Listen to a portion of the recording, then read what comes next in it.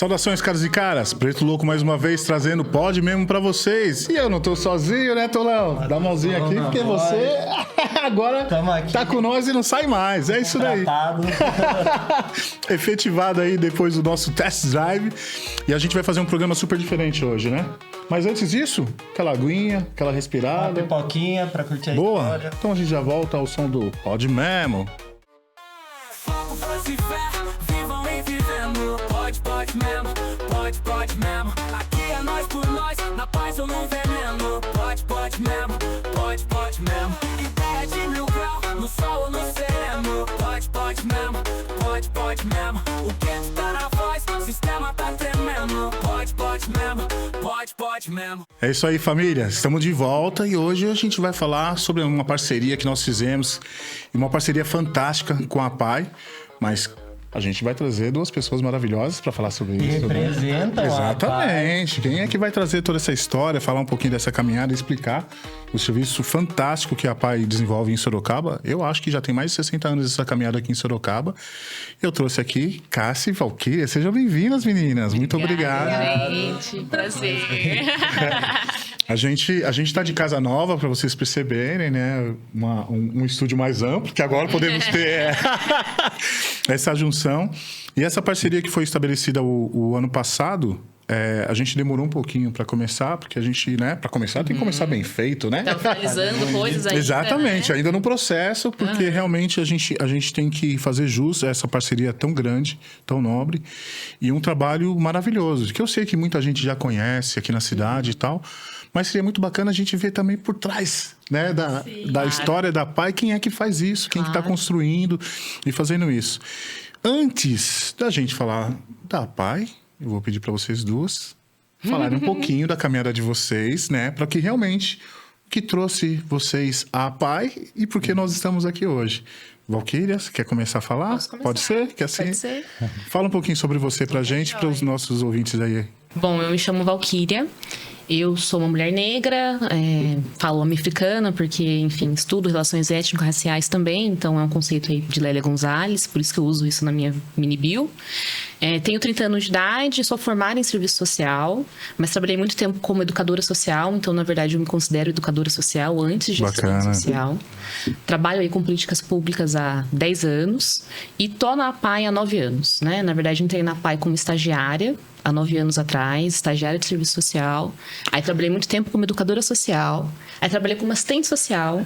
Esse processo todo aqui dentro da Pai? Caramba, que da hora! Depois fui coordenadora técnica do setor de assistência social e hoje em dia eu sou supervisora técnica, né? Faço a supervisão dos 3 setores e estou à frente aí do serviço de residência inclusiva. Fantástico.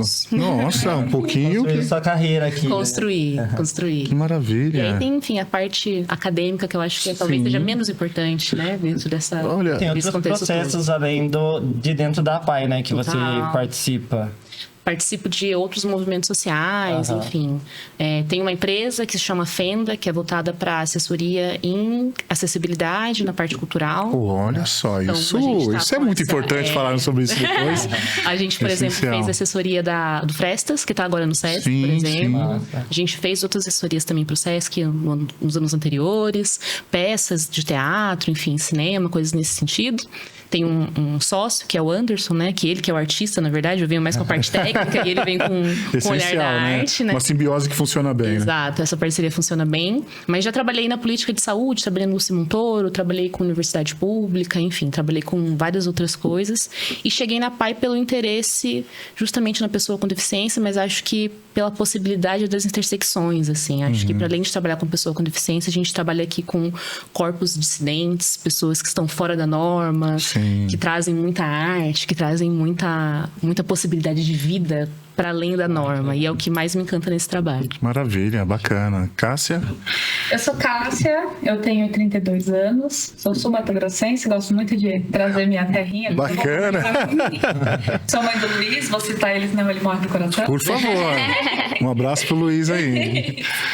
Sou formada em pedagogia, daí eu tenho pós-graduação em educação política e sociedade, gestão escolar. Sou forasteira aqui na APAI, né? Porque a APAI, ela tem um jeito de trabalhar, como a Val trouxe, né? Sempre aqui se trabalha com carreiras, né? Você Sim. entra no cargo, você vai subindo. E eu cheguei aqui em maio, dia 6 de maio, para ser mais exata, já diretamente como coordenação. Eu trabalho mesmo assim, desde os 15 anos, trabalho bastante. Sim. Venho trabalhando com educação desde o meu primeiro semestre de pedagogia. Aí teve um momento na minha vida que eu enlouqueci, falei, não quero Faz parte, sim. quero convênio Não vem, acontece. Fiz a burrada da minha vida de trabalhar em empresa, odiei. Mas essa experiência é necessária para mim. Foi necessário. Só que antes de eu ir pra empresa, eu tinha trabalhado numa instituição antes, Sim. que é só de autistas. Aí depois surgiu uma oportunidade de eu trabalhar na coordenação de uma instituição que é para pessoas com paralisia cerebral. E num decorrer dessas aí de formações, né, de parcerias, eu conheci o Júnior, que ele é diretor na Escola de Educação Especial aqui da PAI. Sim. E ele começou a falar do trabalho. Eu fiquei super interessada com o que a PAI fazia, que tinha muito a ver com o meu pensamento, com o meu jeito de trabalhar. E joguei, assim, eu falei, você parece uma oportunidade. Sementinha plantada. Aí fiz uma entrevista aqui, que foi pauleira, foi uma entrevista com 4 pessoas. Caramba. Quase tive um derrame. Eu sou um pouco ansiosinha. Ah, imagina, eu duvido. Nem parece. Ainda bem, né? Passei nessa entrevista e agora, em maio, eu vou fazer 2 anos Bacana. aqui. Já pai, eu sou muito feliz com o trabalho que eu faço aqui. Curso muito mesmo. Acho que isso é mais importante na vida da gente, Sim. né? Quando a gente se sente realizados, ou quando a gente pertencente ao espaço que nós estamos, né? Exato. Foi quando o trabalhar fez sentido. Essa é a questão que... Porque os outros lugares eu trabalhava. Não que eu não trabalho aqui por suspeito, pelo amor de Deus. eu Não, dinheiro. faz... Da motivação. Mas mas é pra além, assim. Não dá pra ser essa única motivação pra sair de casa todo dia. Não, mas a gente... o despertador tocava e falava, pô. Mas não, aqui eu fico com vontade, né? É um olhar, assim. Eu gosto de trazer isso também, porque como eu passei por 2 instituições que trabalhavam com pessoas com deficiência, Sim. o que eu vi aqui na PAI é completamente diferente, assim, né? Principalmente na questão da infantilização, daquele corpo adulto. Sim, A gente trabalha numa perspectiva que é uma atuada muito diferente de outras organizações. Vem com essa ideia de ruptura mesmo com algumas É uma ações, lógica né? de ruptura mesmo. Sim, de vida mesmo. E a Tipo, a pessoa com liberdade. deficiência como centro da situação, que eles falem sobre eles. Sim. É sobre isso. E a confiança da gente enquanto profissional. De né, poder Paulo? desenvolver o trabalho Da gente ser a gente sem mesma, sem ter sabe? Que eu aquela... não preciso fingir quem eu sou. Nossa, isso é sabe? Eu maravilhoso. sou assim, Isso é maravilhoso. Então isso traz naquele gás, aquela liberdade pra gente se desenvolver. Nossa. Tem que ser exemplo também, né? De, tipo, como pessoa, para que essas pessoas vejam para além do capacitismo, sim. da questão, até mesmo que você falou da Intersecção. intersecção, que é algo que eu peguei para estudar, né? Que legal. É doideira a gente pensar sobre que, para além do capacitismo que as pessoas já sofrem, elas vão sofrer com questão de racismo. Exato. A questão de identidade de gênero, sexualidade, classe social, enfim, Vai tudo calar. isso. Tem uma questão, eu vou falar talvez, eu vou falar algumas besteiras por conhecer Tá à vontade. pouco, E a tá? gente também E é tem, isso, a gente tá aqui é para isso que aprender e todos compartilhar o que nós temos melhor, que é o conhecimento e vivência. Eu costumo falar que o Brasil ele tem uma péssima cultura de aquilo que eles não consideram útil, eles consideram descartável. Eu sei que é pesado isso que eu vou falar. Mas é real. Porque, assim, a gente descarta facilmente idosos, a gente descarta facilmente pessoas em situação de ruas, né? E quando a gente fala na questão dos povos originários, dos quilombolas, é tudo descartável, porque na cabeça de grande parte da sociedade brasileira, se não é útil, se não está trabalhando, se não está produzindo, é descartável. Eu sinto muito que é uma lógica da sociedade capitalista, na verdade. E reverbera bem para cá, né? É que eu acho que Brasil... Capitalismo em essência, né? Sim, sim. Mas acho que isso não foge muito de outros espaços também, né? Enfim, acho que a gente segue uma lógica da produção. Sim. E aí aquele que não produz, ele não me é interessante, então ele não tem valor. E a pessoa com deficiência cai muito nesse Cai nessa situação. Eu falei justamente nesse aspecto, né? Porque a gente falou hoje, tanto no processo de inclusão, mas às vezes eu fico achando que a gente está muito na teoria. Porque eu vou pegar um exemplo simples de uma amiga que é lá do Éden, a Eli, e ela chegou pra mim, eu tava num outro processo de conhecimento e tal, e ela tá com uma tá passando por um processo e ela tá perdendo a visão. Então ela tá estudando muito sobre isso, se adequando, uma mulher super inteligente. E ela falou a respeito do transporte coletivo em Sorocaba. Foram 10 minutos da fala dela, eu chorava, falava assim, como a gente não tem noção do que a gente está fazendo, de como está acontecendo, né? Pra mim foi muito isso, assim. Antes de trabalhar na PAI, eu não tinha contato com pessoas com deficiência, tinha amigos com deficiência, mas num recorte muito específico, porque eu acho que a PAI, ela traz o recorte da pessoa com deficiência intelectual muito forte. A gente atende outras deficiências, obviamente, mas o nosso grande carro-chefe é a deficiência intelectual. E essas são as pessoas que, de fato, não estão nem à margem, elas estão presas, elas estão institucionalizadas. Você não vê essas pessoas no cotidiano, você não vê essas pessoas no trabalho, na escola, você não encontra essas pessoas para você construir uma relação. E aí, quando eu entrei aqui, eu lembro que eu sentia que eu estava num universo paralelo. Porque eu entrava aqui, eu encontrava pessoas que me traziam uma outra lógica de pensamento, né? Então, inclusive, estabelecer outras formas de se relacionar. Inclusive que estão fora do que a gente aprende, porque a gente são os nossos padrões, entre aspas, né? A gente é muito cooptado do que a sociedade coloca na gente. E essas pessoas não seguem a norma porque elas não vivenciaram essa sociedade. Então tem a parte muito ruim que é da exclusão, mas tem uma potência aí também, né? Que é de poder olhar o mundo de um outro lugar, uma história diferente. E aí é muito transformador e mexe muito com a gente, porque é pensar, putz, eu posso ser diferente também, né? Então existe vida para além daquilo que a sociedade coloca na gente. E aí acho que a gente ter contato com essa galera, executar esse trabalho, pra mim esse é o grande diferencial da PAI, que era o que a Cássia estava trazendo, assim, que é de trabalhar a inclusão não querendo padronizar essas pessoas para elas viverem do jeito que a gente acha que é correto. É possibilitar outras vidas. Essa parte, potencializar o que já existe, né? E essa ruptura. Outras visões também, né? Essencial. Porque a gente tá falando de pessoas que elas pensam o mundo de outra forma e que muita gente exclui. Muita gente exclui como se fosse uma criança realmente falando algo. Sim. Sabe? E às vezes eles só querem trocar uma ideia. Não, e é fantástico. A gente... Tem um vestido nosso aqui que senta ali junto comigo e fica conversando, falo, fulano, meu sonho fosse que meu trabalho, eu ficasse aqui trocando ideia com você. Não posso. Infelizmente hoje não tô podendo. Mas quando posso... Nossa, eu adoro. É o melhor momento do meu dia. Mas são as trocas. Eu tem uma situação assim, que a gente fala tanto na questão de riqueza, e para mim a maior riqueza que nós temos é nosso conhecimento, nossas vivências. Quando a gente pode compartilhar isso, é maravilhoso, né? E é o que a gente está fazendo agora, tentar compartilhar um pouco da história de vocês para que as pessoas possam compreender. E quando eu falar sobre as pessoas que são assistidas, são atendidas aqui, a gente está falando com mais de 350 pessoas, mais ou menos isso.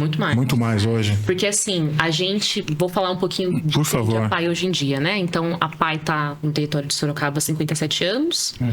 Quase 60. Não, cheguei perto, hein? Bem perto. Nesse prédio, inclusive. Aqui é o... É uma matriz, sempre foi aqui. Esse prédio. Hoje em dia a gente tem outras unidades, porque a gente cresceu muito. Sim. Então a gente tem o setor de assistência, onde a gente tem a política de proteção básica, média complexidade e alta complexidade com serviço de residência inclusiva. Nosso grande carro-chefe é o Centro de Convivência, que atende aí 240 pessoas semanalmente e as suas famílias, com oficinas culturais, oficinas de culinária, oficinas de música, enfim, fruição de arte mesmo, possibilitar vida em outras formas de vivência, além do atendimento com as famílias, né, para pensar em garantia de direitos mesmo. E articulação com a rede, né? Então, CRAS, CREAS, enfim. E a alta complexidade, que é uma residência inclusiva, que é a única que a gente tem em Sorocaba. As pessoas conhecem muitas residências terapêuticas. Sim, né? sim. Que é na política de saúde, porque Sorocaba tem aí o histórico manicomial, enfim, né? Tem toda a questão da construção da RAPS, o desmonte, enfim. Mas a residência inclusiva é um serviço da política de assistência social. É um serviço 24 horas, onde moram aí 10 pessoas com deficiência, agora a gente está aí para 11 pessoas com deficiência, que não tem retaguarda familiar, não tem possibilidade de morar sozinha, e precisa aí, então, de construir essa rede de apoio, precisa desse cuidado ininterrupto. Então, é um serviço que acontece 24 horas por dia, tem toda uma equipe lá e eles moram nessa casa. E aí a gente tem o serviço de saúde, que a gente tem o Centro de Habilitação e Reabilitação, que é em parceria com o município. Esse a gente tem desde 2016, já faz bastante tempo. E no ano passado a gente se habilitou como um SER 2, que a gente tem de Sorocaba e região. Então, não é só questão local, existe... isso é interessante, eu não sabia disso. SUS, Então, é serviço de habilitação e Fantástico. reabilitação, encaminhamento via cross, entra no OBS, policlínica, encaminha para cá. E aí tem várias especialidades, terapeuta ocupacional, fono, psico, equipe médica, Caramba. um serviço completo. Para todas as deficiências também, física, intelectual, autismo, enfim, todo esse processo. E o serviço de educação, que a gente tem 2 escolas. A primeira é o serviço com a parceria do Estado, né, que é a escola estadual. E o serviço do município, que é o mais recente, tem agora uns 3 anos. 3 anos, a gente 3 está com anos. 75 crianças, todas No autistas, total, autistas nível de suporte 2 e 3. Aí no estado nós temos 80 alunos. no total, Com assim, de deficiência. toda a instituição, a gente atende aí quase 800 pessoas. Porque aí a gente tem o projeto de mercado de trabalho, que a gente trabalha aí com É um processo. Apoiado, né? emprego apoiado. Emprego apoiado. A gente tem outras frentes também, né? Massa. Nossa, que bacana. Aí, só uma dúvida. Eu lembro que o ano passado reverberou, eu não acompanhei de forma direta. Talvez a Cássia consiga trazer isso até com Mais propriedade. mais propriedade. Havia uma lei federal que estava praticamente dando uma cortada dentro desse processo educacional, né? E foi um choque porque eu fui falar com algumas pessoas para entender, porque eu estou aprendendo a ser pai de uma criança atípica, que é uma experiência nova para mim. E aí a gente fica querendo estar, né? E eu tive 2 visões muito diferentes de alguns amigos que ligaram à educação. Um que falou que era importante a questão do processo de inclusão nas escolas, o outro falou, não, mas a gente tem dificuldade nisso, então precisa ter a questão do apoio, e eu fiquei... Dividido. Exatamente. Nesse processo, você lembra exatamente, vocês lembram qual que era? E como é que... eu imagino, porque eu acho que bateu aqui na porta que foi com mais frequência, né? E como vocês podem relembrar, isso a gente pode falar? Claro. Vocês podem relembrar esse processo e qual seria o choque maior e qual seria o pró e o contra dentro disso? Claro. Em relação ao decreto, né, quando você pega para ler ele, é 12.686, se eu não me engano. Quando você pega para fazer a leitura dele, ele é uma ideia incrível. Ele é lindo. Na teoria tá bonito. Nossa, ele é incrível. O que ele fala? Bem a grosso modo, ele fala que vai dar muito mais dinheiro para as escolas, para que as escolas possam atender essa galera, né? O pessoal com deficiência intelectual, mais grave, Sim. né? Galerinha com TEA, com paralisia cerebral. Só que esse decreto, ele vem para tirar as escolas de educação especial exclusiva. Que já estão funcionando, que já tem todo o acolhimento. Sim. Eu, Eu sou educadora e sou muito entusiasta da educação, muito mesmo. Eu gosto muito de como funciona a educação especial. Tem muitas coisas que têm que ser mudadas, eu não tenho dúvidas disso, né? Já troquei isso com a Valquíria, né, tal, que eu sei que tem coisas que a gente tem que acordar e ir mais pra frente, né, ser mais audacioso na questão educacional mesmo para essas pessoas. Só que esse decreto, ele vem para isso, assim, bem a grosso modo, ele vem para tirar esse serviço de educação especial exclusiva. Então, tremeu na base da APAE, né? Ele começa a surgir, né, esse murmurinho lá no Paraná. Aí o movimento da Federação das APAEs lá do Paraná mesmo começa a fazer um movimento e gritar para as outras federações. já avisando, né? Ó, tá aqui, mas vai expandir. Vai começar a espalhar. Imediatamente as APAEs começam a se unir e a gente começa a fazer vários movimentos dentro dos seus territórios, né? O movimento apoiano é muito forte. É muito forte, né? Atualmente no Brasil a gente tem mais de 2.200 APAEs. É a maior Fantástico. organização que atende pessoa com deficiência da América Latina. Isso. Caramba. Daí a gente começou a se mobilizar, aí claro, né? A nossa mobilização foi do micro pro macro, né? Sim. Aqui, enquanto município, a gente foi até a Câmara de Vereadores, a gente articulou com todas as escolas de educação especial de Sorocaba, a gente lotou. Inclusive, quem tiver curiosidade, olha o vídeo nosso lá no Instagram. É muito legal. No Instagram da PAI. Tem no Instagram da PAI, isso. Foi um ato mesmo, assim, que a gente fez. E coincidentemente, na educação, a gente estava trabalhando um projeto pedagógico sobre política com eles. Pra eles. Veio Foi demais. da teoria pra prática já de imediato, né? Foi, a gente foi com cartaz e tudo. Botamos um ônibus, a gente rolou em peso lá, foi muito bacana mesmo. Mas era isso. Esse decreto, ele vinha para ameaçar. E, né, a presidente da nossa federação, ela começou a articular aqui com o governo e também a galera lá do Paraná também começou a articular. E o Flávio Armes, né? O Flávio Armes, ele, né, que era uma voz ali mais potente ali em Brasília, ele começou a bater até que esse decreto caiu e ele vai ser editável, né? Sim. Aí Eu acho que a grande questão desse decreto, assim, levando para essa questão da discussão e da reflexão, acho que a gente sempre discute sobre educação especial, né? Porque talvez ela não seja o modelo ideal de educação, porque ela funciona no modelo de educação exclusiva. Sim. Só que, no entanto, a gente tem alguns casos, inclusive a escola municipal, um dos casos que mais recebe pessoas com deficiência da rede. Porque sofreram muitas violências na escola pública, na escola regular. Sim. Porque muitas vezes o professor tá sozinho nessa sala de aula. Exato. Não tem um estagiário, não tem um suporte. layout É outro formato, é outro modelo. São 7 crianças por Então, muito sofrido a gente querer enfiar todas essas pessoas nesse modelo sem nenhum preparo, sem nenhum suporte. Eu acho que essa questão, primeiro, da escuta. Teria que, talvez, na teoria foi muito bacana, foi colocar. É que nem a questão do próprio ECA. Eu falo que é lindo, maravilhoso, mas na prática a gente tem. Essa eu acho que essa é a principal situação. A escuta para quem estava e fazer uma junção. E até um processo, né? Isso, indício com essas famílias, Porque, como eu falei da questão, né, de estar numa paternidade atípica hoje, eu vejo o quanto falta. E a gente sabe que a culpa não é do professor. Não tem a ver com isso. É o sistema que promete, que fala que vai ter, porque fala, tem a questão do transporte especial, mas você quem está com processo para pedir. Mas não é direito assegurado? Sim. A professora que vai acompanhar dentro da sala de aula. Eu acho que de todos os grupos lá, de mães e pais que a gente acompanha, eu acho que só uma conseguiu, depois do processo... O transporte especial. O transporte ou a questão da professora dentro da sala de aula. Então, assim, isso é algo que já é absurdo, é um direito assegurado, mas que a gente sabe que não é colocado em prática. A gente sabe que na prática não acontece. Então, é muito difícil fazer essa defesa, né? E essa mudança tão brusca de uma hora para outra. E, na verdade, assim, eu acho que a política de educação é uma outra coisa que a gente sempre discute em colegiado, né? Porque a APAE, ela funciona em colegiado. A gente faz uma gestão que ela é horizontal.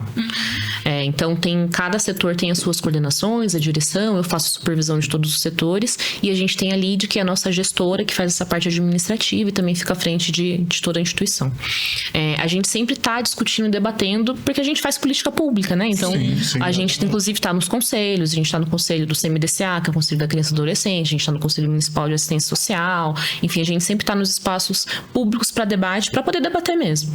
E a política de educação, acho que comparado, inclusive, com a saúde, com a assistência, ela está muito atrasada. Muito. Porque, assim, na assistência e na saúde, a gente tem um sistema único, onde a gente vai trabalhar em redes de proteção, onde a gente consegue identificar qual que é a demanda de cada usuário, a gente vai pensar em vínculo, a gente vai pensar em outras construções. E a gente ainda tem um modelo de educação que é muito bancário. Que ainda é Só muito... que a gente é resistência aqui. Sim, imagina. Acho que a PAI tenta fazer muito diferente, mas a grosso modo, a política de educação, ela é muito feita por um enquadramento mesmo do sujeito. Acho que a gente vê muitas pessoas com deficiência, com experiências muito ruins dentro da política de educação, mas outras pessoas também tiveram. Eu fui uma estudante que tive muitas experiências ruins quando eu estava na época da escola, e conheço muitas outras pessoas que também. Sem sombra de dúvida. Eu não vou falar aqui pra ninguém ficar chorando. Mas acho que todo mundo sofreu por alguma situação dentro da escola. Então, imagina eles, né? Não, sem sombra de dúvida. Aí, a nossa preocupação, né, voltando a falar do decreto, a nossa preocupação era que essas crianças que estão com a gente, ela volta pro ensino regular. E nós temos uma galera adulta aqui, né, de 20 e poucos anos. E não tem pra onde ir. E essa galera adulta iria fazer o EJA. Não, Sinceramente, não teria como. Como, sabe? Ainda mais o eixo do jeito que tá hoje, Ainda né? e assim, a maneira que a gente trabalha aqui é de uma maneira muito individualizada. Gente, é um saco você ficar copiando texto em lousa. Se é um saco pra gente que não tem deficiência, imagina por uma criança que tem TEA e é hiperativa, ficar copiando texto em lousa. Pelo amor de Deus, né, gente? Não tem condição. Então, a professora, por exemplo, se ela vai trabalhar com eles sistema monetário, ela não vai ficar fazendo João comprou 5 laranjas. Não. Agora mesmo vai ter uma atividade que vai rolar, que a professora, ela fez...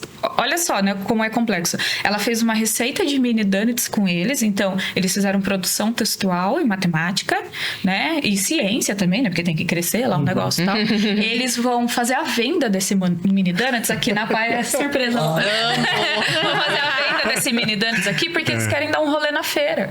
Então, eles querem com o próprio dinheiro deles. Então, assim que a professora está trabalhando no sistema aí. monetário. Mas eu trabalho com eles. sentido, Com né? sentido. Assim, pra mim, a Sim. educação regular, ela tinha que seguir esse modelo também. Que eu vou colocar em prática. Tem que fazer sentido. É um modelo. Outros, aí você pensa assim, nossa, mas o cara tem 20 e poucos anos, ele tá 10 anos aqui na PAI, mas há 10 anos na educação. Nossa, então você não gosta de aprender. Porque a gente tá aprendendo constantemente. Se a gente fica meia horinha ali no TikTok vendo bobeira, um vídeo ou outro você vai aprender alguma coisa. Aqui é o momento de manutenção de saberes dele. Então Pra é um pessoa momento, com é uma deficiência bandeira que eu intelectual, levanto demais, assim. É manutenção de saberes. Eles querem saber, sim, sobre ciência, sobre história, sobre geografia, Sobre empreendedorismo. sobre empreendedorismo, sobre, enfim, sobre tudo, sobre o que está acontecendo, né? Agora, nesse momento de conflito que está acontecendo mundialmente, eles estão trazendo para nós e as professoras estão trocando ideias sobre isso. Só que, em contrapartida, a gente traz a questão do lúdico também para eles, porque é legal, a gente precisa disso, né? Atualmente, a gente está fazendo um projeto pedagógico maravilhoso sobre o Castelo Rá-Tim-Bum. Então, assim, para a galera que é mais velha, tá sendo nostálgica. Para as crianças, Encontro tá de sendo gerações, novidade, né? porque eles não conheciam, né? Não conhecem os personagens. Então você vai pensar assim, nossa, mas vocês vão trabalhar Castelo Rá-Tim-Bum, como assim? Sim, com o personagem do gato a gente trabalha leitura com eles. Com o personagem lá do Tíbio e o Peroni, a gente trabalha ciências com eles, entendeu? Então, assim, o professor, dentro da educação especial, ele tem que ser um ser de muita criatividade. Muita. Além de resistência, porque a gente tem que seguir. Ó, a mesma matéria, existe um documento que se chama Currículo Paulista, que todas as escolas têm que seguir, independentemente. Pode ser a escola mais rica da escola mais pobre. Sim. Tem que seguir E o aqui currículo. vocês também têm que Seguir. A gente tem que seguir. seguir o currículo paulista. Só que não tem um currículo escrito para educação especial. Só que a gente vai quebrando essas barreiras. Sim. Vai quebrando essas barreiras. Tanto que as nossas atividades que a gente desenvolve dentro de sala de aula acaba sendo exemplo, assim, sabe? As escolas supervisão que tira foto, fala, nossa, que da hora que vocês fizeram e tal. Então, é assim, E que sabe? eu acho que isso, inclusive, não é nem recorrente em outras escolas especiais. Assim, não não é. é querendo se vangloriar, mas eu Não, acho mas- que é Mas eu tô me vangloriando. Mas é um pouco sobre. Mas é um pouco sobre. gente é zica Eu acho que é mesmo. pensar fora da caixa mesmo. É esse lugar. Sim, eu amo, assim, o trabalho da educação, assim, que a gente realiza ali com a galera é demais, assim, é uma equipe docente muito boa, né, eu tô à frente disso, né, à frente dessas atividades, assim, pego muito no pé deles, assim, pra estar lendo, eu tenho uma veia freiriana muito forte dentro de mim, dá pra ver, né? De liberdade mesmo, né? De autonomia. De autonomia, os protagonistas De são os afeto, alunos, né?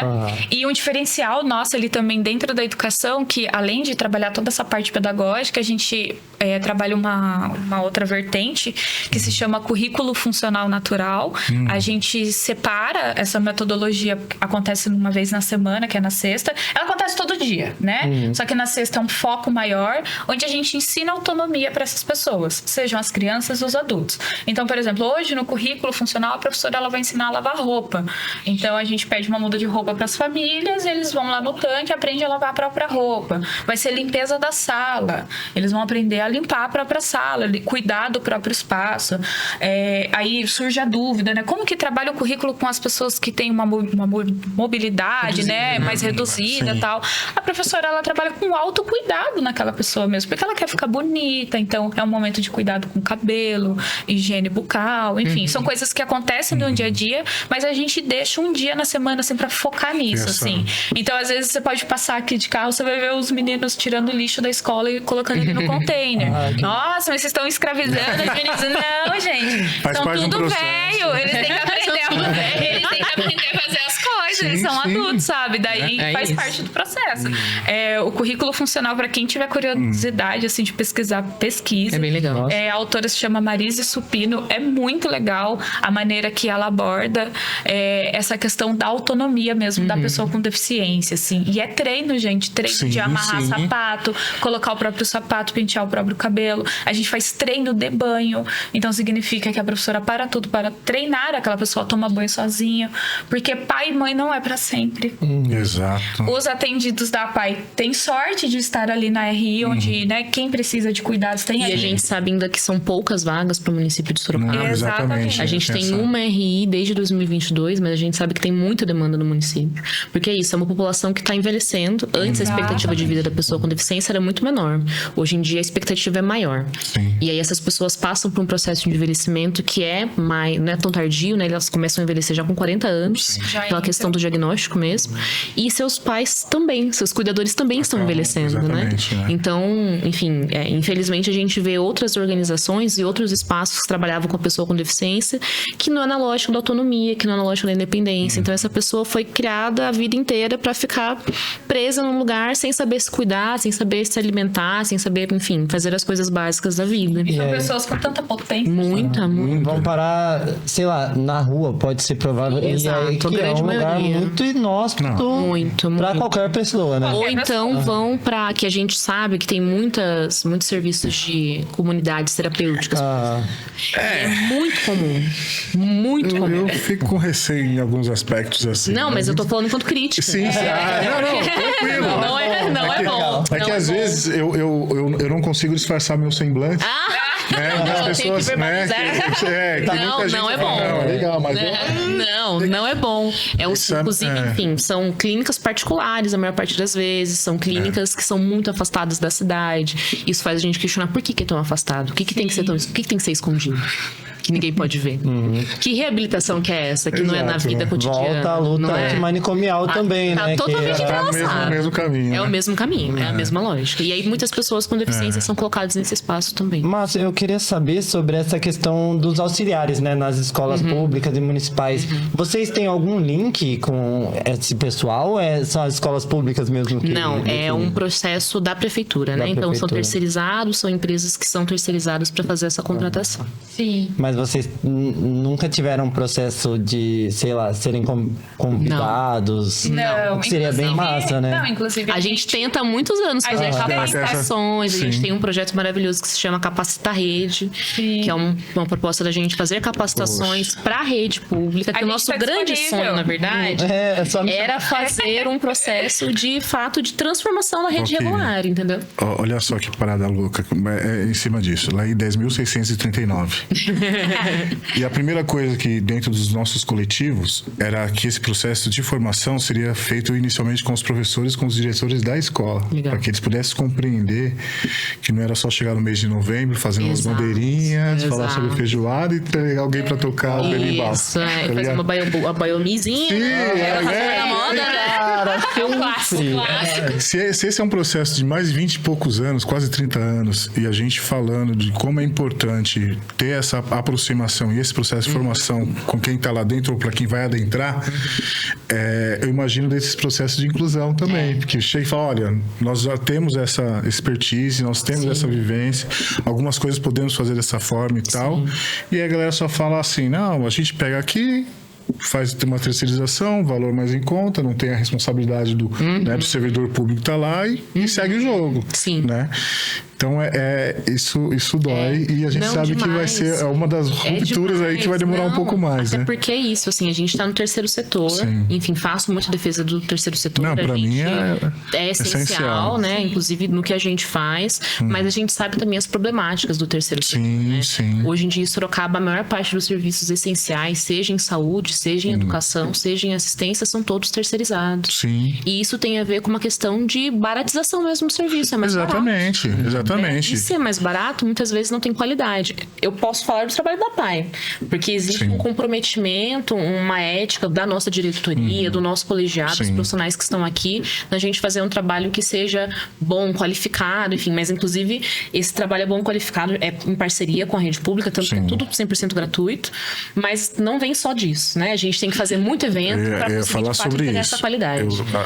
As grandes frentes aqui de Sorocaba precisam fazer a captação de recursos para poder manter a qualidade. O mínimo de serviço a gente não consegue fazer só com parceria. Só que a gente sabe que tem muitas outras organizações e outros espaços que não vão entregar esse trabalho. Sim. E que não vão ter, inclusive, um comprometimento com a questão ética, com a questão legal da política pública em si, né? Sim, então, sim. a gente vê muitos espaços que, às vezes, vão atender com viés religioso, que, às vezes, vai atender com viés pessoal, que vai atender aquilo que é de acordo com o desejo do presidente, de quem tá à frente da equipe. Aí você chega, às vezes, em lugares que a equipe é composta só por pessoas da mesma família. Sim, Sabe? sim. Então, acho que tem coisas que são processos que a gente precisa verificar e criticar no terceiro setor, porque isso, inclusive, enfim, acaba com a qualidade do nosso trabalho, sombra de né? dúvida. Fala muito mal do nosso trabalho. Por isso que as pessoas acham que o trabalho acaba sendo esse lugar do terceirizado ruim, né? Porque, de fato, em muitos lugares acaba sendo Acabam ruim. trazendo isso, né?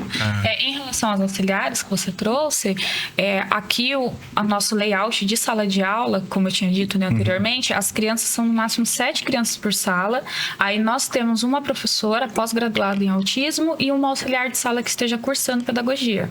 Com a galera de DI, como eles são um pessoal que tem mais autonomia e tal, né, se vira mais, são 15 pessoas por sala de aula e também do mesmo jeito, né, uma professora pós-graduada em deficiência intelectual e a auxiliar estar cursando a pedagogia. É a maneira que a gente trabalha aqui dentro da sala de aula. Infelizmente, né, infelizmente mesmo, porque meu maior desejo seria que as escolas de educação especial não existissem. Não era pra gente existir. Eu trago até a reflexão para vocês, se vocês se lembram de de estudar com pessoas com deficiência graves, que é o que a gente atende aqui, né? Aqui nós temos pessoas que fazem alimentação via interal, por sonda, então a gente tem um espaço onde essa pessoa ela possa se alimentar aqui na PAI.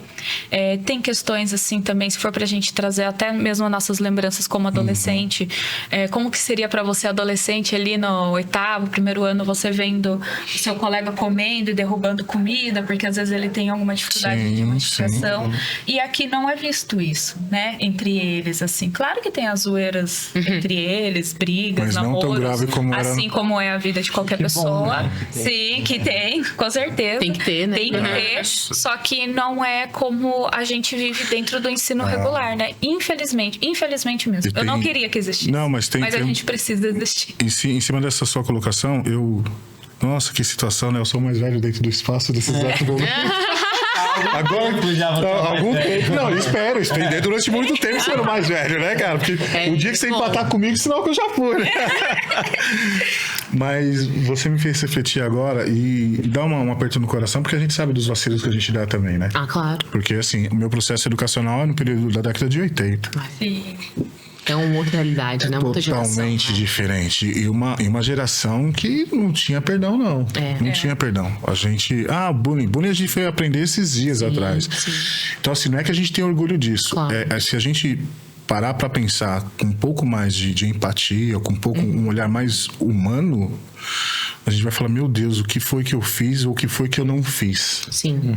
Porque, primeira coisa, tudo era o doidinho e a doidinha. Sim. Não tinha parâmetro do que se tinha e era deixado de lado, não fazia parte. Sim. E muitas vezes de forma agressiva, porque tinha essa questão de ficar provocando para ver a pessoa se urinar, a pessoa defecar na calça. Infelizmente é nesse processo, irmão. Tá ligado? Era nesse aspecto. Mais cedo eu não vi esse tipo de coisa, mas... cara, agradece, porque... Porque tinha salas de aulas de segregação, né? Que era geralmente as séries D ou E ou F. Ou aquele que era pior, que era o container que ficava do lado de fora, que era a sala de aula dos doidinhos. Isso era absurdo, porque não era só a voz do aluno. Alguns educadores traziam essa colocação. Você entendeu? Então, hoje eu fico muito feliz desse processo de evolução que nós passamos também. Eu não vou romancear, porque assim, eu vejo que em Sorocaba, algumas situações, principalmente na questão do TEA, eu escutei algumas frases, escutei do setor público, as pessoas falando, que agora virou moda. Faz isso porque vai ganhar auxílio, benefício. Benefício legal. 20 reais que é o benefício. Sabe? eu falo, cara, legal. a vontade que dá é pegar tão a bom, relação do que a gente gasta com o enteado e tal. Falar, meu amigo, eu troco, eu pago 3 benefícios pra você se a gente não tiver que passar por tudo isso. Porque por mais que exista o amor, o carinho e tal, são desafios diários. Sim, é difícil. E a gente que trabalha com esse público, a gente sabe que a exclusão ela acontece com a pessoa com deficiência e com a sua família.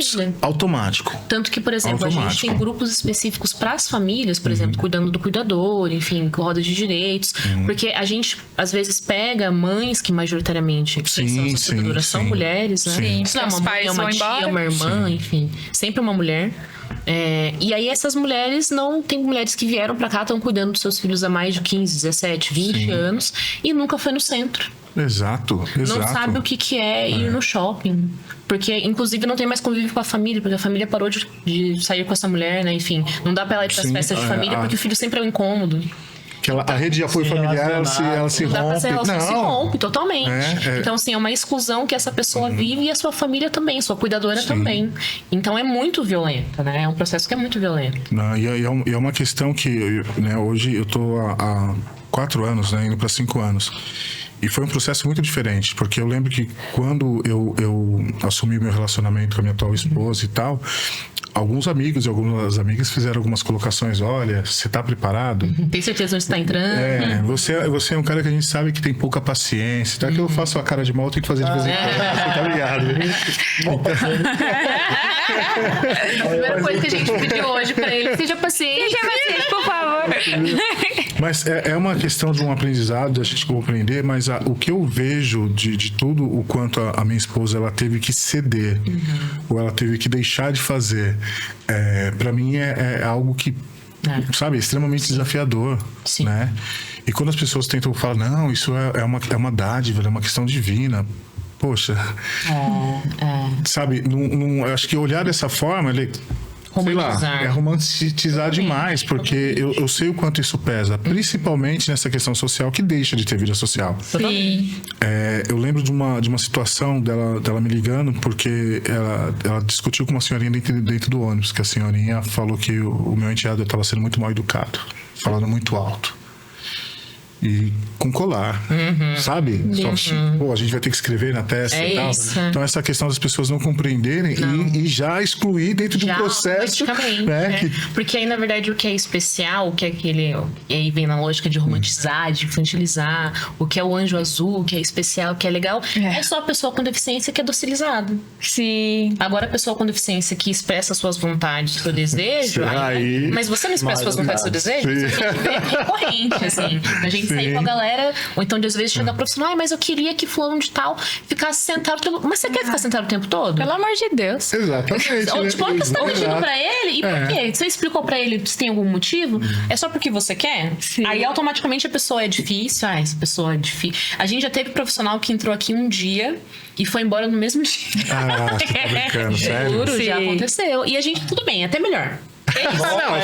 Já começou assim, né? Sinal, gente, porque não é fácil, né, Paula? Não é? Não é. Não mesmo. Fala só de pessoas, inclusive, que estão em movimentos sociais, são pessoas ativas, de virar e falar assim, mas eu acho que tinha que ter polícia aqui dentro. Porque eles são muito... não. Juro, em reunião. Caraca!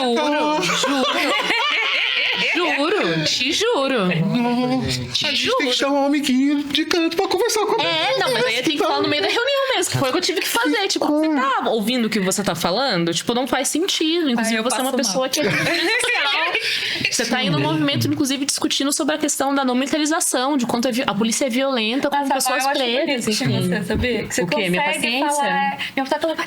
Mas assim, porque nesse horário é o horário de trabalho. Eu tô com crachá, né? Eu tô com crachá ainda. Tiro o crachá e vejo na rua à vontade. Não tem como. Não dá, cara, porque bizarro, totalmente. A gente faz um trabalho, eu como funcionário público, né? O Tolão já dentro do terceiro setor, pelas militâncias, né? No Céu das Artes, no Laranjeiras. A gente fez muita parceria com o Céu das Artes. Né? A gente desenvolveu muita coisa por lá. Legal. Nós temos alguns atendidos aqui que fazem lá. O João, beijo no coração, João. Que é o João, né? Muito legal. O João tá com 22 anos, acho que é atendido aqui desde os 9 anos de tempo, idade, né? E aí, Nossa, também. e ele, assim, a gente vivenciou muita coisa lá com ele, a gente pega no pé, a gente cobra ele também, algumas questões e tal, mas a gente vê o quanto ele evoluiu. Legal. Sim. Sabe, é um outro processo. Mas a gente tá no coração da quebrada, certo? A gente sabe onde nós estamos, como funciona e tal. E é engraçado que muita gente, isso é real, e trabalhar lá é como se fosse um castigo. Sabe? Imagino. Então pisei na bola ali, tô de castigo, vou me mandar pra lá. É punição, né? É punição. E outras situações é essa ideia do tipo, poxa, mas não é perigoso? Eu falei, irmão, acordar, tirar o pé da cama já é perigoso. Viver é perigoso. Estar vivendo é um perigo. É essa situação. A gente é essa a questão. Agora, onde você tá, o que você faz, deixa de fazer, vai implicar muito também pra você. E vai muito no lugar do estigma mesmo, né, cara? Mas é muito rotulado. Porque você já fica com medo sem... E aí, a maneira com que você lida com essa pessoa... E como fica... É tão intrínseco na gente, é tão uma coisa tão amarrada no lugar da exclusão e da violência, que às vezes a gente chega nesse lugar de querer realmente docilizar e domesticar o corpo do outro. E acha que tá ajudando. Não, e não é. E não é. A gente tem uma Como questão... se... Desculpa te cortar. Imagina, pode falar. Como que essa pessoa ela não pudesse ter o direito de ter um mau dia. É isso, Às vezes a um dia pessoa ruim. não acorda legal, Ela acordou, como sabe? você, como eu, como todos nós, né? Acordou virada. Ai, não. faz Ai, parte. não dá pra trabalhar. Eu já chego avisando. Rapaziada, Hoje eu não tô boa. Tô de bico torto, bom dia pra você. Eu também. Mas já vou avisar, hein, mano. Não me tire do sério. E a galera já sabe. Acho que esse dia a gente tava em reunião, aí a Cássia tava até... Ai, como você tá bonita. Eu falei, Cássia, eu não consigo nem pensar que eu tô bonita. Eu não consigo nem pensar. Eu sou Dias e nessa dias, linha. é isso, Não, nessa linha. dias e dias. Quer segunda-feira você falar pra mim bom dia... Ó, eu vou te responder por educação, mas segunda-feira pra mim nunca é um bom dia. Nunca é um bom dia, não tem tenho como ser um síndrome bom de dia. Garfield, irmão. Segunda-feira eu quero ficar isolado, Ai, não quero tem ficar como ser um bom longe. dia, não tem como ser um Porque bom minha dia. cabeça... Não. É muito difícil, muito Entendeu? difícil. Porque, ó, triste. pode falar que eu vou trabalhar sábado e domingo, sorrisão na cara, e vou trabalhar das 8 da manhã até meia-noite. Mas Agora, segunda-feira tá E travado. pode ser o trabalho que for. Não, seja o que for. Seja o que isso. for, seja o que for. E se eu tiver de folga em casa, eu tô de mau humor. Eu só quero Eu só quero escutar falar hoje é terça-feira, né? Sim. Então faz parte. E lá. Não. Eu antigamente tinha vergonha de falar isso. Hoje eu não tenho mais, não. Porque o pessoal, ai, mas você é preguiçoso. Aí eu trabalhei de sábado. Das 5 da manhã até meia-noite. 3 eventos, Fiz só no 3 sábado. eventos, um monte de away e tal.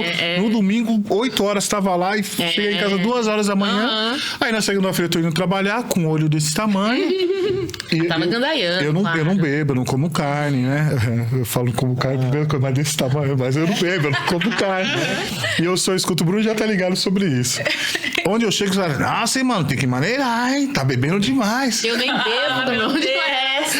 Mas Sabe? esse lugar do Eu- estigma, sim, cara, é sim. isso, é esse lugar do E estigma. é nessa situação. E no Céu das Artes, nós temos 3 usuários do serviço da Secretaria de Cultura, porque lá é tripartite. Então a gente tem o CRAS, né, a gente vai ter o esporte e a gente vai ter a Secretaria de Cultura. A gente está na biblioteca lá, mas reverbera muita coisa lá. E nós temos 3 usuários que são esquizofrênicos. No começo foi muito difícil, tanto é que a primeira, nós tivemos uma funcionária lá que pediu para sair porque ela ficou muito em choque. E aí a gente vai entender como funciona e tal, e a gente foi trabalhando isso com eles lá. E hoje a gente percebe que tá, né? Sim. Tá, houve algum gatilho, alguma Sim, coisa, sim, e a gente faz uma contenção, mas a gente sabe que vai vir muita coisa, assim a gente deixa descarregar.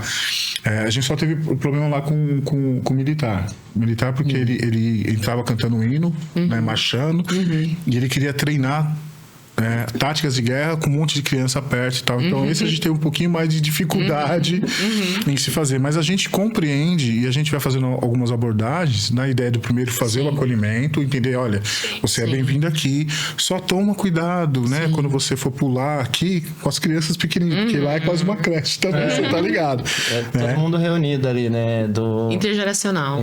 E aí a gente vai dando essa segurada e compreendendo. Então, hoje tá muito mais fácil porque as pessoas entendem. Legal. E a questão da ideia de tentar acolher isso modifica também.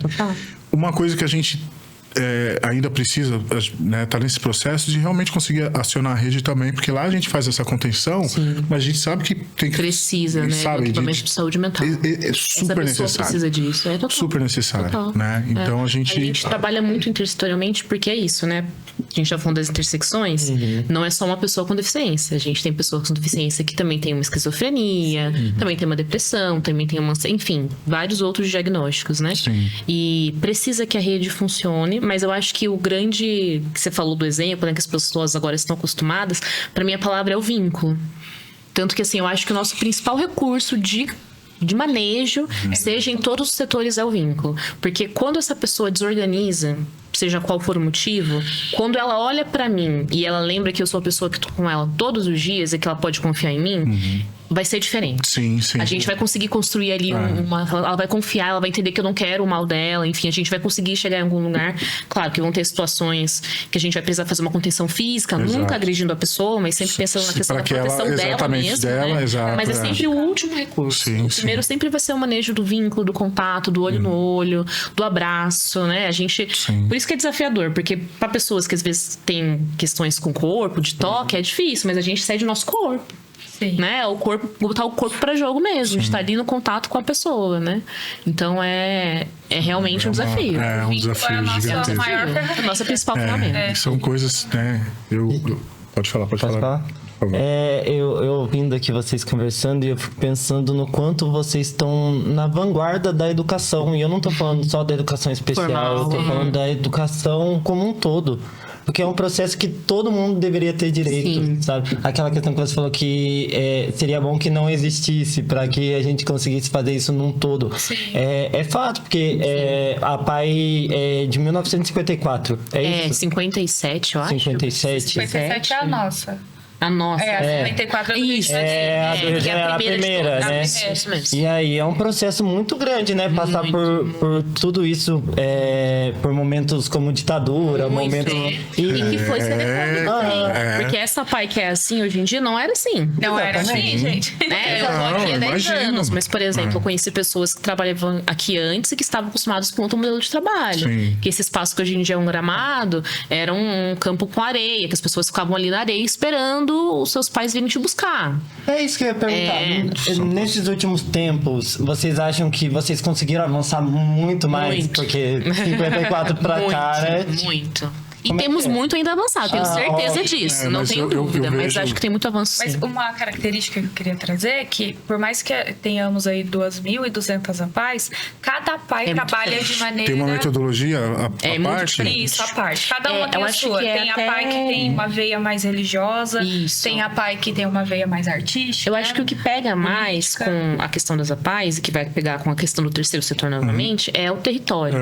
Então, cada PAI vai vir com uma característica, vai se adaptar, se adequar e transformar, exato. Né? Então vai ter a PAI aquilo. que é só escola, vai ter a PAI que é só saúde, vai ter a PAI que é escola e saúde, vai ter a PAI que tem assistência, tem a PAI ainda que não está adequado, porque, por exemplo, a gente tem o marco regulatório que vai definir aí questões específicas do terceiro setor, do estabelecimento de parcerias mesmo. Então, para a gente estar certinho, para conseguir receber recurso público, participar de editais, a gente tem que fazer prestação de contas, tem que fazer balanço patrimonial, tudo que a gente compra tem que ter nota fiscal, né, portal de transparência, né? Tudo que a gente faz é muito transparente porque é dinheiro público, né? Inclusive o que a gente capta como recurso, tudo para utilidade pública, se torna público, também tem que ser divulgado. E aí tem muitas APAIs que ainda operam nessa lógica familiar, né? Que, enfim, ainda não estão 100% adequadas. A federação das APAIs, que a gente tem uma federação estadual e tem a federação que é a nível nacional. É uma lógica de política mesmo, né? Elas trabalham muito com processos de capacitação. Então, a gente tem capacitações da federação, a gente tem encontros da federação, tem processo de ouvidoria da federação. E aí, tá nesse processo, mas é um processo que é moroso, né? Para conseguir se adequar e tá conforme a legislação, Muitas pessoas, né? Muitas Terça-feira mesmo vai ter um evento sobre educação lá em Araraquara. E a gente vai pra lá. E é pernadinha, né? Aí colar lá todas as APAIs aqui do estado de São Paulo. Cada hora elas fazem num lugar, mas é isso, né? Enfim, às vezes tem a PAI que não tem carro, enfim, cada um tem uma realidade, né? Agora uma pergunta para vocês duas assim. Hoje, qual é o maior desafio para vocês dentro do cenário, né, das políticas públicas, para fortalecer o trabalho de vocês dentro da PAI? O que mais dá uma travada, o que mais traz alguma insegurança? Para cada um aí, nos seus pontos de vista. Eu vou falar da educação. Eu acho que o maior desafio que eu vejo hoje na educação especial é a credibilidade. Dificilmente dão credibilidade para o trabalho que é realizado dentro da educação especial. As pessoas acham que a gente junta todo mundo dentro de uma sala de aula e a gente fica brincando. Mas eu acho que acham isso para todos os serviços, na verdade. Sim, exatamente, mas não é assim que funciona, né? Sim. É um lugar onde está todo mundo aprendendo, tanto ele quanto nós, né? Quanto os alunos, quanto os professores, quanto a gestão. Então, assim, para mim, hoje, o maior desafio mesmo é isso, é a credibilidade que a galera não dá para a educação especial. Mal sabem, assim, a resistência que a gente é ali diariamente, né? E a força mesmo que a gente dá para os nossos alunos, assim, enquanto pessoas. O problema é que quem não vivencia isso na família, quem não tem essa proximidade, acaba realmente trazendo o preconceito e achar... E as pessoas acham, assim, que a gente, né, que trabalha dentro da escola especializada, que a gente está segregando essa galera que era para estar dentro da inclusão para ficar aqui com a gente. Mas não é que a gente está segregando, não é isso. É porque, infelizmente, como a Val trouxe, a educação, ela não se preparou para conseguir fazer um atendimento adequado, né? Uma pessoa que está em processo de aprendizagem dentro de uma escola, uma pessoa com deficiência, ela tem que ter um plano de ensino individualizado, que se chama PEI. E tem muitas mães que trazem para nós que o filho está no ensino regular e pergunta: cadê o PEI do meu filho? Não tem, não existe. E aquela pessoa, ela tem um jeito diferente de aprender, né? A gente tem crianças que não escrevem com lápis, mas ela escreve frases e textos com alfabeto móvel. E você acha que na realidade hoje da educação, não tô falando mal das escolas de ensino Não, eu regular, entendo e concordo com você. Porque as professoras, elas fazem lá sim. Pra estar acontecendo. Mas hoje, aí com uma sala de aula de 25 a 30 crianças, você acha que a professora ela vai conseguir? Como vai individualizar? Não tem como. Não tem como, mas assim, eu vejo isso mesmo, essa... Entendi. Essa é a minha maior dificuldade, e me entristece bastante, assim. Que a gente tem que ficar toda hora provando o nosso valor. Provando por que a gente existe, provando por que o Estado tem que manter a gente, por que o município tem que manter a gente. Tem que ficar provando. E tudo bem, prestação de contas, é isso? Tem que acontecer. Sim. Não é disso que eu tô falando, mas eu tô falando provando o trabalho, não, assim, sabe? é isso. A execução. E você, ok? Eu acho que para todos os setores, na verdade, em geral, esse mesmo processo? É a questão do reconhecimento, assim. Por mais que a gente esteja muito na rede, e aí eu falo porque é isso, estou há 10 anos trabalhando, né, especificamente dentro da PAI. A gente tenta estar nas reuniões intersetorial, a gente tenta estar nos matriciamentos, a gente tenta estar sempre nesses espaços falando sobre o nosso trabalho, mas ainda assim as pessoas não entendem ou não entendem a importância desse trabalho. E aí, pra mim, tá direcionado relacionalmente a uma coisa específica, que é o dinheiro. É dinheiro, porque quando as pessoas não entendem o valor do nosso trabalho, as pessoas não entendem porque a gente existe, então a gente não consegue dinheiro para executar nosso serviço. Então é muito louco, porque às vezes eu brinco, a gente tá trabalhando e aí de repente tem que parar o meu trabalho para fazer um outro trabalho para pagar o meu trabalho. Sim. Que é a captação de recursos, é isso. Então, esse mês a gente vai fazer festa da pizza, né? A gente faz várias festas, enfim. E é isso, a gente tem que fazer isso para poder se manter. Mas é bizarro, porque na verdade o nosso trabalho é um serviço que é público, é de utilidade totalmente pública. Então, a gente precisa a todo momento estar tendo que correr atrás ali da roda para conseguir manter esse serviço acontecendo. E quando a Val traz da gente parar nosso trabalho, é parar nosso trabalho para ir picar uma cebola, cortar uma isso. Para fazer acontecer. E as pessoas não imaginam, né? Sim. É porque vocês dão muito sorriso lá fora, o pessoal acha que A gente não brinca. Sempre dá pra piorar. Mas a situação é essa: a gente chegar em reunião com a secretaria e a secretária, mas não tem dinheiro. Não, você não tá vendo a precisão de contas que não tem dinheiro. Eu tô atendendo 300 pessoas. Você acha que você me manda isso? Como você acha que eu vou pagar essa conta? Realmente não tem dinheiro. Tem uma situação que eu tinha vivenciado isso em São Paulo. Eu trabalhei com um vereador lá.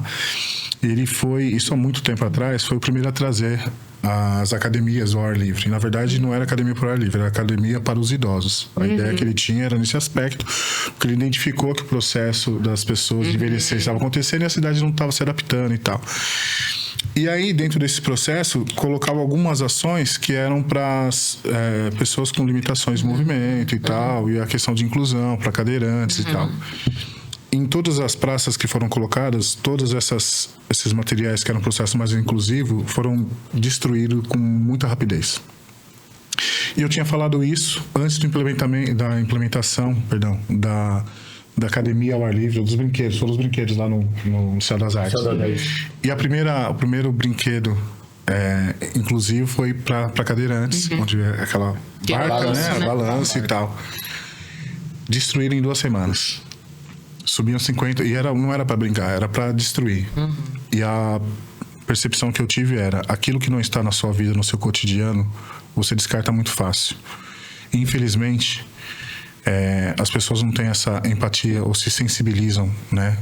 Com aqueles que precisam de uma atenção a mais ou um processo diferenciado. E aí o trabalho que vocês fazem é justamente isso, acolher pessoas que precisam desse processo diferenciado. Mas a sociedade em si tem dificuldade para enxergar. Vão fazer as cobranças, mas não vão querer participar. Porque se vocês abrem aqui voluntários para conhecer o trabalho, duvido que vai vir muita gente. Pouquíssimos.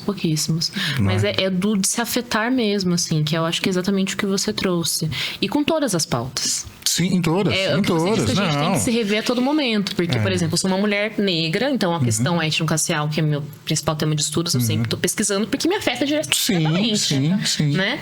Mas a questão da pessoa com deficiência me afetou quando eu comecei a trabalhar com isso.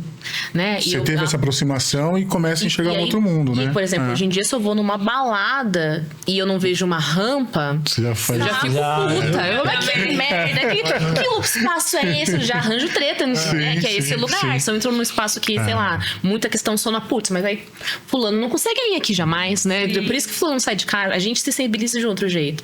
Questão trans, por exemplo, questão de gênero, identidade de gênero. Quando eu fui tendo amigos e pessoas trans na minha convivência, começa a me sensibilizar de um jeito muito diferente. Porque agora tem pessoas que eu amo, pessoas que eu admiro, pessoas que eu conheço, que eu sei que sofrem com isso e como sofrem com isso, né? Então acho que é o que você traz, assim, a gente precisa se relacionar com as pessoas, se afetar, pra gente poder se sensibilizar. Porque se não tá numa recorte, não tá no cotidiano, acaba, infelizmente, deixando passar não é tão batido. importante assim. Uma rampa não é tão importante assim. Esse brinquedo não é tão importante assim. O dia que você tem que... O elevador é uma besteira. A minha mãe tá passando por um processo de saúde bem delicado e ela, por várias vezes, fica com limitações, né? Pra caminhar e tal.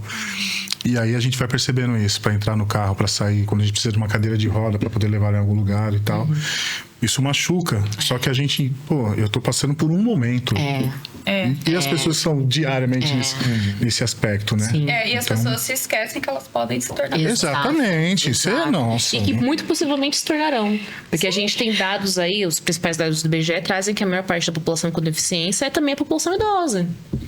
Aí vem uma situação que eu vi recentemente. Até eu tinha uma matéria de jornal.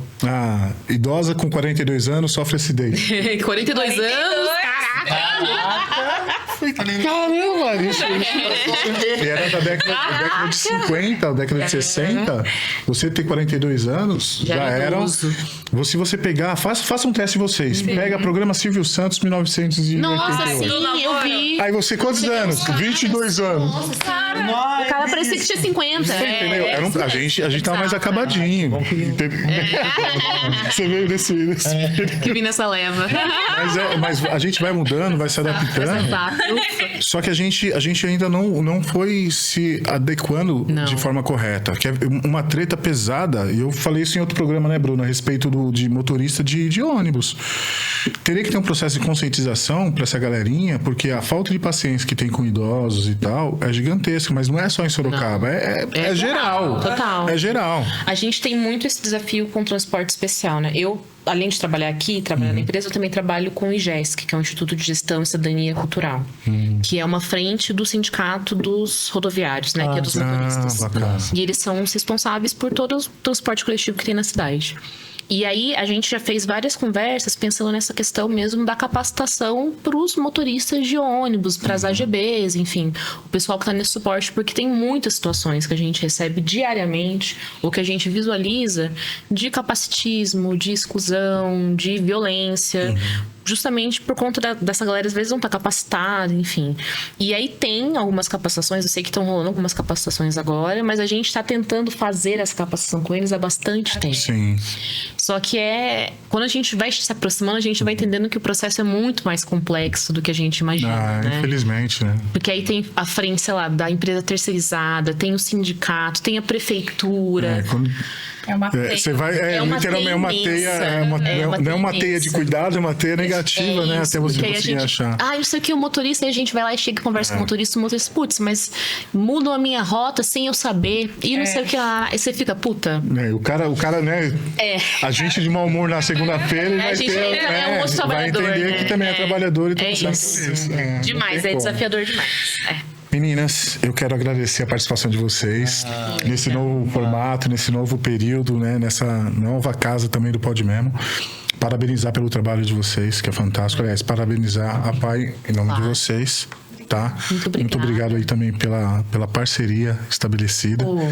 Acho que queria, além de agradecer a esse momento, queria agradecer muito a parceria mesmo. Não sei se pode dizer como a gente se conheceu, né? Sim, eu acho que isso é muito bom. O Bruno vieram aqui fazer um projeto piloto com o pessoal aí do Centro de Convivência, que é da oficina de laboratório audiovisual, que é a galerinha que tá afim de estar nas mídias, trabalhar com essas questões aí do audiovisual, e vieram gratuitamente fazer o podcast com o pessoal, muito legal.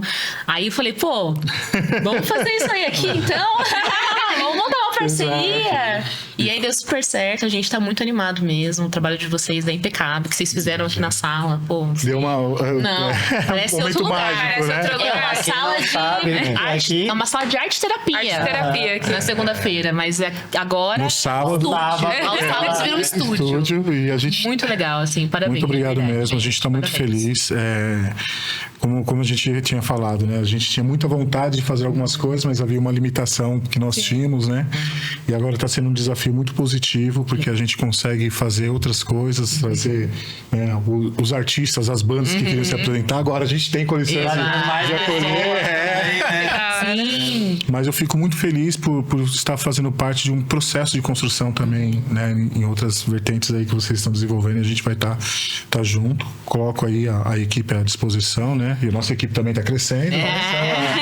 Eu tô muito tem feliz. sarau aí em maio, hein? Eu venho. Eu faço poesia também. Que da hora. Venha. Eu queria dizer que eu tô muito feliz da minha primeira entrevista. Não, a primeira foi com o Mel. Ô, louco, Mel. Vocês, eu aprendi muito e de certa forma fiquei muito arrepiado e muito emocionado por certas questões verem que é a mesma luta de vários ângulos diferentes. Sim. Eu acho que tudo que vocês falaram sobre a questão da luta e do trabalho de vocês vem muito da nossa luta e do nosso trabalho, que é inclusão. Total. Incluir e ter equidade em todas as questões. Então, muito obrigado. Obrigada. Gente, muito 10. Eu, como também faço parte das mídias da PAI, então eu peço para que vocês sigam o nosso Instagram, @PaiSorocaba, sigam a gente lá. Tudo que a gente produz lá é com muito, muito carinho. E obrigado por estar aqui. Tava muito nervosa no começo. Aí eu fiquei nervosa no meio e tô no final também. Mas eu tô aqui. Obrigada, gente. Primeira entrevista também em podcast. Foi. O Pod Memo, ele tem dentro da sua história literalmente trazer as pessoas para falar delas pela primeira vez. Que da hora, que legal. Isso é muito bacana, né? Até foi a primeira vez que eu parei de falar de mim, foi agora. Dentro do Pod Memo, né? Mas isso pra gente é muito importante porque a nossa ideia é isso. Né, trazer pessoas que fazem a diferença dentro da cidade, né, e contar um pouco disso, né, apesar de vocês estarem dentro de uma instituição extremamente respeitada, mas a história de vocês faz a diferença para que essa instituição possa ser fortalecida também, né, então a gente se sente feliz e contemplado de estar dividindo esse momento com vocês, poder trocar tantas ideias. Peço desculpa pela minha limitação de ter um papo bom demais. Foi muito legal. Foi ótimo. A gente aprendeu muito. Feliz e honrado aí de estar dividindo esse momento com vocês. Também. Muito obrigada. Obrigada, viu, gente? Valeu, foi muito bom. Mais alguma coisa? O senhor tá bem? Então, família, espero que vocês tenham gostado. A gente tá aqui emocionado pra caramba. Zóio cheio d'água, porque algumas coisas, né, mexem muito com a gente de forma positiva. E agradecer mais uma vez a Pai por estar somando com a gente na história também do Pode Mesmo. E o Pode Mesmo somando com a Pai, né? É isso aí, família. Tamo junto hoje e sempre. É nós por nós. Valeu.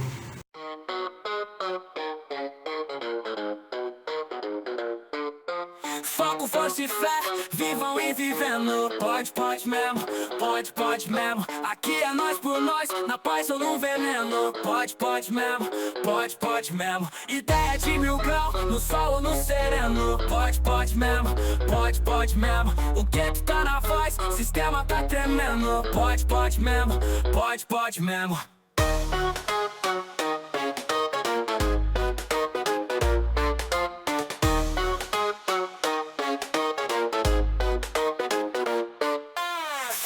Se fé, vivam e vivendo. Pode mesmo, pode mesmo. Aqui é nós por nós, na paz ou no veneno. Pode mesmo, pode mesmo. Ideia de 1000 graus, no sol ou no sereno. Pode mesmo, pode mesmo. O que tá na voz, sistema tá tremendo. Pode mesmo, pode mesmo.